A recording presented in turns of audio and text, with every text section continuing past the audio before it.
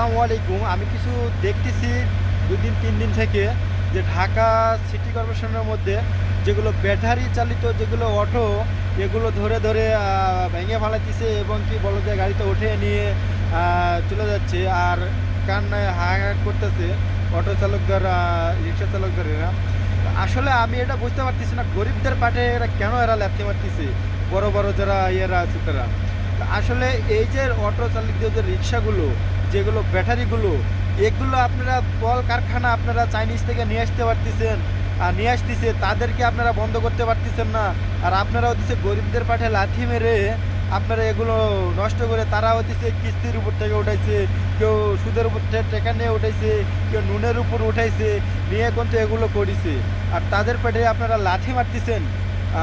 আপনারা ওগুলো কারখানা বন্ধ করেন, যেগুলো কারখানার যেগুলো এগুলো ব্যাটারি চালিত ব্যাটারি যেগুলো পাওয়া যাচ্ছে সেগুলো বন্ধ করেন।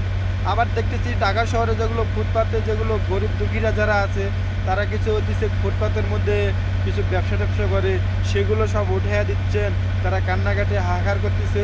আসলে এগুলো বড় বড় যারা পোস্টে আছে তারা এগুলো চায় না যে গরিবরা কখনো উপরে উঠে যাক এবং গরিবরা কোনো কিছু করে খেক, এগুলো তারা চায় না। তারা শুধু চায় যে আমাদের কর্মস্থানে করে আমরা ইয়ে করি, যেভাবে চলে সেভাবে চলে।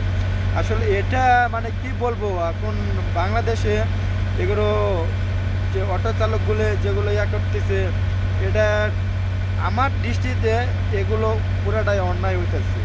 ঠিক আছে, তারা কিন্তু একটা করে অটো ১ থেকে ১.৫ লাখ ২ লাখ ৩ লাখ টাকা করে ব্যাটারি খরচ করে তারা কিন্তু বানাইছে তাদের একটা ফ্যামিলি চলার জন্যে, যে কোনো কাজকর্ম এগুলো করে তারা একটা পুরো একটা ফ্যামিলিকে চালায়। আর আপনারা কি করতেছেন সেগুলো উঠে এনে একবার ভাঙ্গে একবার ইয়া করে দিচ্ছেন। আপনারা বড় বড় যেগুলো অফিসে আদালতে যেগুলো পাওয়া যায় এগুলো কারখানা বন্ধ করেন, চাইনিজ থেকে যেগুলো ইম্পোর্টিং হচ্ছে এগুলো পুরো বন্ধ করেন। এগুলো যদি আমাদের বাংলাদেশে না আসে তাহলে এগুলো তো তারা কখনো কিনতেও পারবো না, তারা এগুলো অটো চালক এগুলো অটো বানাতেও পারবো না।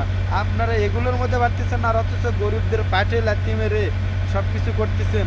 উপর আল্লাহ দেখতেছে, আল্লাহ সবই দেখতেছে। ইনশাআল্লাহ আপনাদেরকেও একদিন রেহাই দিব না কো।